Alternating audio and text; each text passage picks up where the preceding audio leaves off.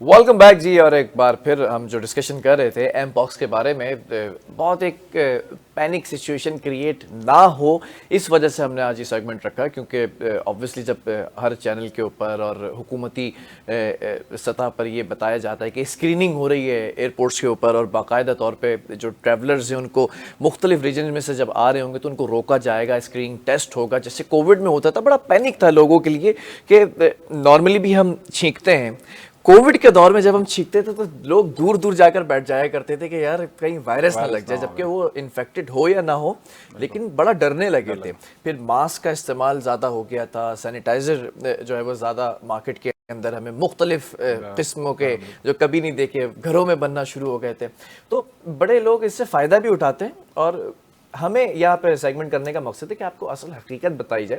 Doctor साहब हमारे साथ मौजूद हैं और डॉक्टर साहिबा भी हमारे साथ ऑन कॉल मौजूद हैं, हमारे पैनल का हिस्सा हैं। डॉक्टर साहब, हम जो डिस्कशन कर रहे थे अभी ऑफ एयर ब्रेक में कि जिन लोगों के घर में पालतू जानवर मौजूद हैं तो वो भी ज़रा सा एक तरह से सोचने में मजबूर हो गए कि क्या इन जानवरों से तो इन्फेक्शन हम तक ट्रांसमिट नहीं होगा। तो उन्होंने भी उन जानवरों को आइसोलेट कर दिया है कि बस खाना देते हैं, पानी देते हैं, वो जो फिजिकल टच होता था, प्यार करते थे, बैठते थे, वॉक पे लेके जाते थे, घूमते फिरते थे। बहुत सारे ऐसे दोस्त हैं मेरे जिन्होंने ये काम रोक दिए ये सोचकर। तो इस पर भी ज़रा सा आपका कॉमेंट चाहूँगा मैं। ये बहुत अहम पॉइंट है और हमें ओवरऑल सोसाइटी को ना एक बैलेंस अप्रोच अपनाना चाहिए।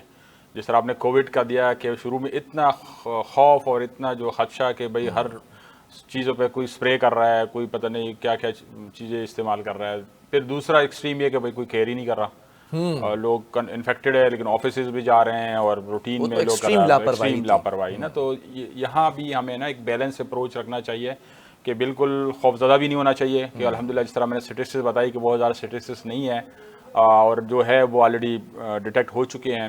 लेकिन दूसरी साइड पे इतनी लापरवाही भी नहीं करनी चाहिए कि सिम्टम्स हैं और बंदा जो है उसका एहतियात ही ना करे, क्योंकि वंस ये फैल गया फिर इसका रिवर्स बड़ा मुश्किल होगा। और ये कोविड से निस्बतन स्लो फैलता है लेकिन ये टाइम बहुत ज़्यादा लेता है। दूसरा ये कि ये 21 दिन की इसकी जो है इंक्यूबेशन पीरियड है, तो उससे नुकसान ये है कि 21 दिन तक अगर बंदे की तशखीस ही नहीं हो पा रही तो तब तक तो वो काफ़ी बीमारी फैला चुका होगा ना, तो पूरे जिस्म में भी फैल चुका होगा और खुद भी लोगों को खुद वो इन्फेक्ट कर फैलाता चुका चला होगा। जाएगा ना। तो इसमें इनफरादी उस पेशेंट की या उस बंदे की जिम्मेदारी बहुत ज़्यादा होगी, क्योंकि अगर हेल्थ डिपार्टमेंट का कोई बंदा उसको देखेगा बुखार या सिम्टम बेस उसको आइसोलेट करेगा, लेकिन अगर वो मिस करे तो उसको खुद आइडेंटिफाई करना चाहिए और रिपोर्ट करना चाहिए कि भाई मुझे ये सिम्टम्स है। आपका वाला जो क्वेश्चन है कि इसको भी मैं इससे लिंक करूं कि भाई जानवरों से ज़्यादा मोहब्बत करनी चाहिए, प्यार करना चाहिए। लोग पालतू जानवर रखते हैं, अगर आप उनको साफ़ सुथरा रखेंगे, उनकी वैक्सीन बर वक्त उनको देंगे और वो प्रॉपरली क्लीन हो, तो जाहिर बात है पेट्स रखने में कोई बुराई नहीं है।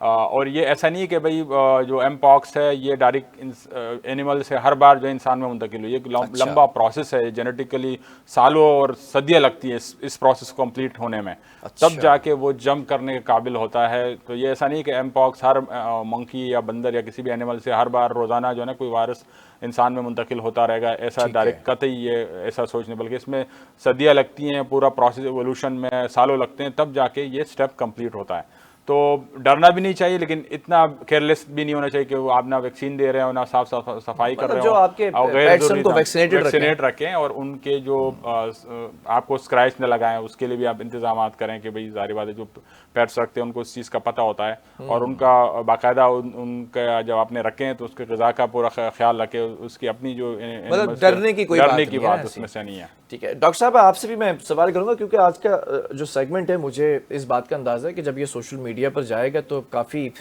लोगों को इससे अवेयरनेस मिलेगी। कभी आपकी बात वायरल हो रही होगी तो कभी डॉक्टर साहबा की बात वायरल हो रही होगी। डॉक्टर साहब, ज़रा सवाल ये है कि हमने बात की सिम्टम्स के ऊपर ना, you have already elaborated all the symptoms of mpox. ज़रा मैं इस पर भी आऊँगा कि जब वो सिम्टम्स ज़ाहिर हो जाते हैं तो किन चीज़ों को मलहूज़ खातिर रखना चाहिए, प्रिकॉशनरी मेजर्स क्या होने चाहिए?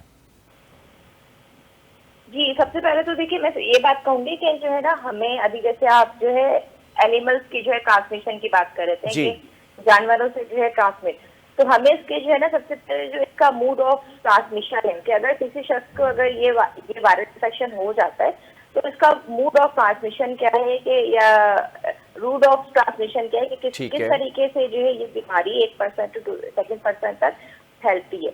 तो देखिए जैसे अभी हम जो है सबसे पहले तो जो है मैं थोड़ा सा वो करूंगी कि जो हम एनिमल्स की बात कर रहे थे, तो हर डॉक्टर से की बात को ही सेकंड करते हुए कि हर जानवर से हमें जो है खौफजदा होने की जो है इसमें कतई कोई जरूरत नहीं है।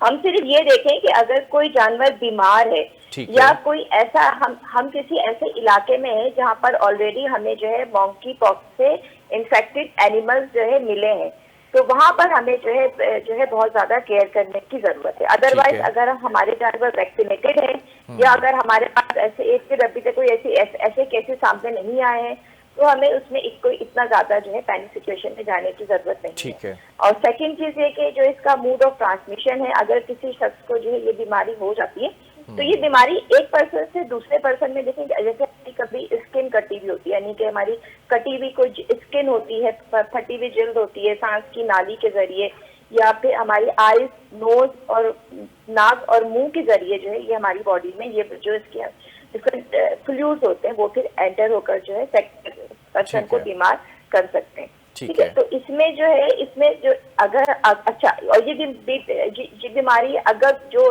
डिफरेंट टाइप के फोमाइट्स होते हैं, जैसे कि डिफरेंट हमारे पास ऐसी चीजें होती हैं, अगर उन चीजों को उस मुतासिरा शख्स ने इस्तेमाल किया है, जैसे बिस्तर हो गया या फिर उसके इस्तेमाल किए हुए कपड़े हो गए या उसके इस्तेमाल की हुई डिफरेंट चीजें हो गई, तो उसके जरिए भी जो है अच्छा ये भी बताइएगा डॉक्टर साहब, उसके खाए हुए जो बर्तन है जिसमें खाना खाया या पानी पिया, उससे भी ट्रांसमिट हो सकती है?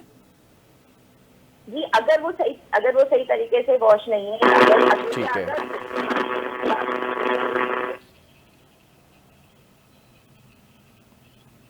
और डॉक्टर साहब की आवाज़ सुनने से मैं कासिर हूँ, ज़रा टेक्निकल इशू को रिजॉल्व किया जाए। जी कंटिन्यू कीजिएगा डॉक्टर साहब। अगर उसके जो है कंटेमिनेटेड पार्टिकल कहीं किसी भी जो है किसी भी टाइप के फॉर्माइट्स में अवेलेबल है, वो चाहे कपड़े हो, वो चाहे बिस्तर हो, वो चाहे जरूरियात जिंदगी की जो कोई भी चीज हो, तो वो सेकंड पर्सन में जो है इजिली इस वायरस को जो है ट्रांसफर कर सकते हैं। तो हमें जो है इसके जो है जो इसके प्रिकॉशंस मेजर्स होते हैं, सबसे पहले तो अगर हम कोई भी जो है एंड देखिए सबसे पहले हम जब कोविड में ही बात करते थे अपनी पर्सनल हाइजीन की, ठीक है, personal hygiene is the most important thing to avoid any type of viral और बैक्टीरियल इन्फेक्शन। हम किसी भी टाइप की जो है वायरल इन्फेक्शन की बात कर रहे हैं या हम बैक्टीरियल इन्फेक्शन की बात कर रहे हैं, हम अपनी हाइजीन को जो है बहुत ज्यादा हमें जो है इसमें मेंटेन रखना है। एक तो आपकी एनवायरनमेंट की हाइजीन भी है और फिर आपकी पर्सनल हाइजीन भी। अगर हम किसी एनिमल से टच में है या हम किसी ऐसे शख्स से जो है हाथ मिलाएं या कोई भी ऐसी चीज करें, सबसे पहले अपने हाथों को अच्छी तरीके से जो है वॉश करें। या अगर आपके पास अगर आपकी स्किन कहीं से जो है कटी हुई है या अगर आपकी जो है कहीं पर जख्म है, तो उसको अच्छी तरीके से जो है कवर करके रखें ताकि आपकी बॉडी में जो है ये जो है वायरस जो है ट्रांसफर नहीं हो। ठीक है, तो बेसिक चीज इसके जो है प्रिकॉशंस ही है, और प्रिकॉशंस में हमारे पास सबसे मेन चीज जो है वो आपकी पर्सनल हाइजीन है। ठीक है, बहुत शुक्रिया डॉक्टर सदफ अकबर आपके इस मशवरे का और इन्फॉर्मेशन का। डॉक्टर साहब मैं आपसे भी ज़रा पूछना चाहूँगा, एज अ वायरोलॉजिस्ट आप क्या समझते हैं कि प्रिकॉशनरी मेजर्स में किन चीज़ों को टॉप ऑफ द लाइन होना चाहिए? क्योंकि हमने देखा कि कोविड के अंदर भी आपने बहुत दफ़ा लोगों को बताया कि ये नहीं ये करें, हुकूमती सतह पर बता रहे थे, आप इंडिविजुअली बता रहे थे। इस वक्त एम पॉक्स के लिए आप क्या समझते हैं कि प्रिकॉशनरी मेजर्स क्या होने चाहिए? इस वक्त 3 तरह के मेजर्स लेने चाहिए। एक तो गवर्नमेंट की सतह पे कि वो गवर्नमेंट बॉर्डर्स को सिक्योर करे, वायरस बाहर से ना आए। ठीक है, वेरी गुड। सबसे ये इम्पोर्टेड, मैं बार बार ये इम्पोर्टेड बाहर से आएगा, तो ये दुश्मन बाहर से आ रहा, आपने जहाँ जहाँ पे पोटेंशियल कॉटन ऑफ कर दें, कॉटन ऑफ करे, स्क्रीनिंग करे, सर्वेलेंस करे। ये ऑलरेडी वो कर रही, लेकिन मजीद करे, क्योंकि 100% करना नामुमकिन हद तक मुश्किल है, दुनिया भर नहीं कर सकती। फिर नेक्स्ट स्टेज आता है आवाम की, कि सोसाइटी इसको रिस्पॉन्ड करे, कभी गवर्नमेंट के जो इकदाम तो साथ दें। कि अगर अक्सर हमारे देखने में आया कि लोग बाहर से आते हैं लेकिन वो हेल्थ फॉर्म फिल ही नहीं करते हैं, उनको बुखार होता है, वो टैबलेट खा के ना वहाँ से निकल जाते हैं। तो ये नहीं करना चाहिए, क्योंकि हेल्थ फॉर्म में भी झूठ लिख देता है, मतलब हमें दिया जाता है जब वापस आते हैं, उसको नहीं रिपोर्ट नहीं करते। तो भाई ये हमारे सहूलत के लिए, हमारे फ़ायदे के लिए, तो सही वो बर बात वक्त है। रिपोर्ट करे। तो गवर्नमेंट का स्टेप हो गया। फिर इज्तिमाई, फिर नेक्स्ट है इनफरादी, कि हम इंडिविजुअल क्या कर सकते हैं, कि ठीक है। भाई हमारे मज़हब में भी है कि सफाई निस्फ ईमान है। बिल्कुल ऐसे और ही ये है। तमाम बीमारियों का वाहिद जो हमारे पास प्रिकॉशनरी मेजर है वो इसमें रखी है कि हम सफाई का ख्याल करें। और सफाई हर लिहाज से, कि Very सिर्फ good। हाथों की सफाई ना हो, बल्कि जो है पूरी बॉडी पूरी को आप बॉडी जो है की वो आप सफाई साफ करें। रखें। इसको हम कहते हैं टेक्निकल वर्ड में चेन ऑफ इन्फेक्शन को आपको ब्रेक करना है। अगर आपके जिस्म में वायरस नहीं आएगा, आपको बीमारी नहीं होगी। ये Very good। बिल्कुल स्ट्रेट फॉरवर्ड है। आप वायरस आसानी से आता भी नहीं है, वो हम खुद जाते हैं वायरस के पास। अगर इसको हम देखें, मतलब अगर आपका जिस्म ही साफ होगा तो इम्यून सिस्टम ऑलरेडी स्ट्रांग होगा ना। बिल्कुल।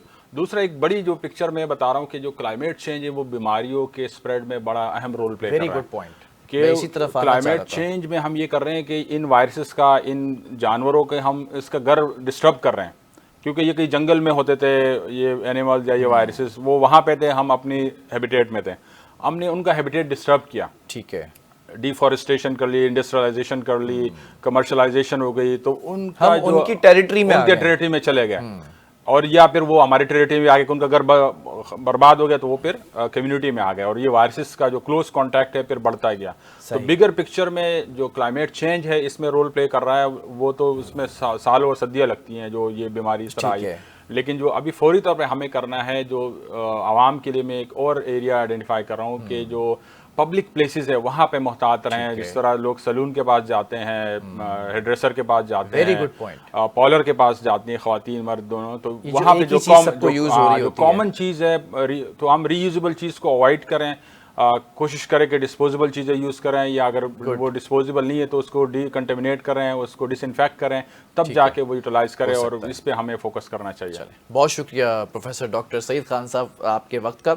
नाज़रीन, आपने देखा इस प्रोग्राम के अंदर आज डिस्कशन किया गया कि प्रिकॉशंस कैसे हो सकती हैं, सिम्टम्स क्या होते हैं, और इस वायरस का आगाज़ कहाँ से हुआ था और किस तरह से ये ट्रांसमिट होता हुआ, ट्रांसफॉर्म होता हुआ यहाँ तक आया है। तो घबराने की कोई बात नहीं है, बस बात ये है कि चीज़ों को आपने समझना है। हर चीज़ को एमपॉक्स से नहीं जोड़ देना है आपने, हर चीज़ को एमपॉक्स नहीं समझ लेना है। इसकी वैक्सीन्स भी हैं, इसके बारे में प्रिकॉशंस भी बताई गई है, तमाम चीज़ें हैं। जस्ट जिन चीज़ों के बारे में बताया गया है उनको अगर आपने फॉलो कर लिया तो बिल्कुल आप इससे बच सकते हैं और बेहतर तरीके से ज़िंदगी गुजार सकते हैं। प्रोग्राम का वक्त ख़त्म हो चुका है, कल फिर हाजिर होंगे एक नए टॉपिक के साथ, और कोशिश ये करेंगे कि नई एनर्जी और उस ताजगी के साथ आएँ जिस ताजगी का आपको इंतज़ार रहता है। अल्लाह हाफ़िज़।